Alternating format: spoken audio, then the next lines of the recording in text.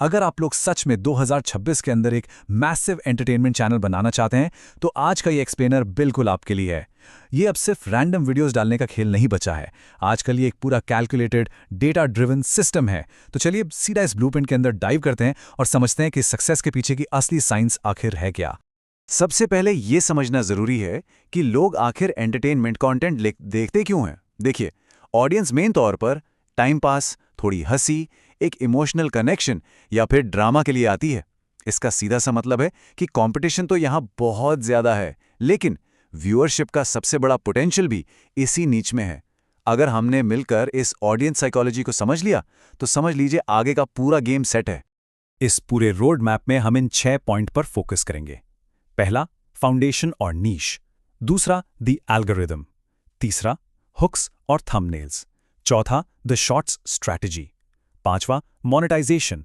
और आखिर में एक रियलिस्टिक टाइमलाइन। ये एक कंप्लीट सिस्टम है जो किसी भी बेसिक चैनल को एक प्रॉफिटेबल एम्पायर में बदल सकता है। तो चलिए सबसे पहले हिस्से से शुरू करते हैं, फाउंडेशन और नीचे। चैनल सेटअप करते वक्त एक बेसिक इक्विपमेंट जिसमें एक अच्छा माइक और स्मार्टफोन हो वही काफ़ी होता है, क्योंकि क्लियर ऑडियो महंगे कैमरा से ज़्यादा ज़रूरी है। अब बात करें 2026 के टॉप नीशेस की, तो कॉमेडी, रोस्ट और हॉरर स्टोरी टेलिंग एकदम टॉप पर हैं।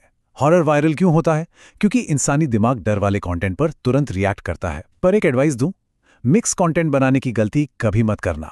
आज रोस्ट, कल गेमिंग और परसों व्लॉग, इससे एल्गोरिदम पूरी तरह कंफ्यूज हो जाता है। एक ही कैटेगरी पकड़िए और उसमें एक्सपर्ट बनिए। अब जरा चैनल के नाम को देखते हैं। टेक्निकल एंटरटेनमेंट ऑफिशियल 1 2 3 कैसा लग रहा है? बोलने में ही अजीब और बोरिंग लगता है ना? वही फंजी या रोस्ट हब देखिए, छोटे, यूनिक और कैची। एक मेमोरेबल नाम किसी भी ब्रांड की सबसे सॉलिड और पहली पहचान होता है। अब आगे बढ़ते हैं इस सिस्टम के दिमाग पर, द एल्गोरिदम। देखिए, एल्गोरिदम को इस बात से बिल्कुल कोई फर्क नहीं पड़ता कि क्रिएटर छोटा है या बड़ा। उसको सिर्फ अपने डेटा से मतलब है। और यहाँ सबसे बड़ा मैजिक नंबर है 70। अगर आपका ऑडियंस रिटेंशन 70% है तो यही वायरल होने का सबसे बड़ा सीक्रेट है। अगर लोग इतनी देर तक कंटेंट देख रहे हैं तो सिस्टम उसको खुद पागलों की तरह आगे पुश करेगा। रिटेंशन के बाद जो दूसरा सबसे जरूरी मेट्रिक है वो है क्लिक थ्रू रेट या CTR। कंसिस्टेंट ग्रोथ के लिए 5 से 10% CTR का होना बहुत जरूरी है। इसका मतलब बिल्कुल सिंपल है। अगर 100 लोग थंबनेल देख रहे हैं तो उसमें से कम 5 से 10 लोगों को उस पर क्लिक करना ही चाहिए। अब आते हैं तीसरे और बेहद इंपॉर्टेंट सेक्शन पर, हुक्स और थंबनेल्स। अब सवाल यह है कि लोग क्लिक कैसे करेंगे? उसके लिए थंबनेल का एक सिंपल रूल है। सिर्फ 2-4 वर्ड्स का टेक्स्ट, लाल पीले ब्राइट कलर्स और चेहरे पर एक बड़ा सा शॉकिंग एक्सप्रेशन। और जहां तक आइडियाज को पैकेज करने की बात है, वायरल होने का अल्टीमेट फॉर्मूला यह है curiosity plus emotion plus trend. जब ये तीनों चीजें मिलती हैं तो एल्गोरिदम उस कंटेंट को लगातार रिवॉर्ड करता है। इसे एक प्रैक्टिकल एग्जाम्पल से समझते हैं। एक नॉर्मल टाइटल ले लीजिए, जैसे BGMI गेम प्ले। बहुत ही ठंडा और बोरिंग है, राइट? लेकिन अगर हम उसमें इमोशन और क्यूरियोसिटी डाल दें, जैसे BGMI में ऐसा हैकर मिला जिसने पूरी लॉबी हिला दी, तो ये एक इररेसिस्टिबल क्लिक बन जाता है। सिर्फ शब्दों का चुनाव आपका पूरा गेम बदल सकता है। क्लिक आने के बाद व्यूअर को रोकने का काम करता है एक परफेक्ट वीडियो स्ट्रक्चर। शुरुआत के 0 से 10 सेकंड में एक धमाकेदार हुक होना चाहिए, फिर 30 सेकंड तक उसकी स्टोरी का सेटअप, और फिर आता है मेन कंटेंट। बीच बीच में लोगों से सवाल पूछना और एंड में एक स्ट्रॉन्ग कॉल टू एक्शन देना बहुत मैटर करता है। हमेशा याद रखिए, वीडियो के पहले 5 सेकंड ही उसकी पूरी किस्मत तय कर देते हैं। चलिए अब बात करते हैं सेक्शन 4 की, द शॉर्ट स्ट्रैटेजी। आज के टाइम में शॉर्ट्स जैसी फास्ट पेस्ड चीज को इग्नोर करना एक बहुत बड़ी गलती साबित हो सकती है।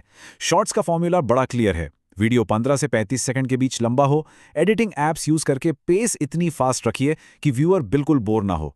ट्रेंडिंग ऑडियो लगाइए और एंडिंग को एकदम लूप में रखिए, जिससे पता ही ना चले कि वीडियो खत्म हुआ और दोबारा शुरू हो गया।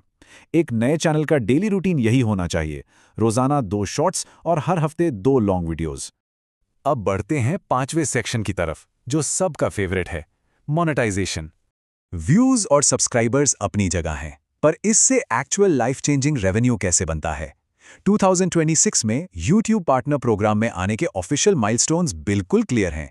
लॉन्ग वीडियोस के लिए 1000 सब्सक्राइबर्स और 4000 वॉच आवर्स चाहिए, और अगर आप शॉर्ट्स पर फोकस कर रहे हैं तो 1000 सब्सक्राइबर्स और 10 मिलियन व्यूज का टारगेट पूरा करना होता है। पर सच बताऊं, सिर्फ YouTube एड रेवेन्यू के भरोसे बैठना आप समझदारी नहीं है, वो तो बस शुरुआत है। असली स्केल तब आता है जब आप मल्टीपल सोर्सेज एक्सप्लोर करते हैं।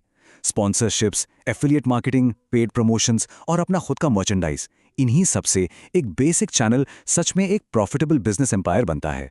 और अब हमारा आखिरी सेक्शन, एक रियलिस्टिक टाइमलाइन। देखिए, शुरुआत में थोड़ा रियलिटी चेक होना बहुत ज़रूरी है। पहले 0 से 3 महीने तक अगर व्यूज़ कम आ रहे हैं तो पैनिक मत कीजिए, ये बिल्कुल नॉर्मल बात है। 3 से 6 महीने के दौरान एल्गोरिदम सिर्फ आपके कंटेंट को ठीक से टेस्ट करता है और लगातार मेहनत करने के बाद 6 से 12 महीने में जाकर हाई ग्रोथ के सॉलिड चांसेस बनते हैं। शुरू का ये स्ट्रगल इस प्रोसेस का एक नॉर्मल हिस्सा है। चैनल ग्रोथ की एक ऐसी मैथमेटिकल इक्वेशन है जो कभी फेल नहीं होती: कंसिस्टेंसी, क्वालिटी और रिटेंशन। जब इन तीनों को टाइम के साथ मल्टीप्लाई किया जाता है तो आपकी सक्सेस लगभग गारंटीड हो जाती है। बस लगातार और बेहतर काम करते रहना ही आगे बढ़ने का एक लौता रास्ता है। तो पूरा ब्लूप्रिंट समझने के बाद सबसे बड़ा और आखिरी सवाल यही आता है, क्या आप लोग इस प्रोसेस को एक असली बिजनेस की तरह ट्रीट करने के लिए तैयार हैं? यहाँ सक्सेस के लिए स्मार्ट वर्क और काफ़ी स्ट्रॉन्ग कमिटमेंट चाहिए होता है। जो लोग 30 दिन लगातार इस प्लान को एग्जीक्यूट करने की ठान लेते हैं, उनके लिए ये एंटरटेनमेंट स्पेस सच में लाइफ चेंजिंग साबित हो सकता है। तो सोचिए, आप कब से शुरू कर रहे हैं?